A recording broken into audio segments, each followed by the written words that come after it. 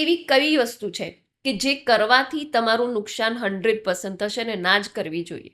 Ma'am સૌથી પહેલા તો વાત કરું, અત્યારે ઘણા બધા લોકો, મેરિડ લોકો, એક્સ્ટ્રા મેરિટિયલ અફેર્સ એમનું હોય છે. બિલકુલ બિલકુલ. યસ, અત્યારે એક સાઇટ છે અને એપ્લિકેશન પણ છે, હું નામ એનું અત્યારે ભૂલી ગયો, બટ એની અંદર 40% વુમને એનરોલ કર્યું છે ફોર એક્સ્ટ્રા મેરિટિયલ અફેર્સ. અને આ હું નથી કહી રહ્યો, ગૂગલ કહી રહ્યું છે. ઓકે.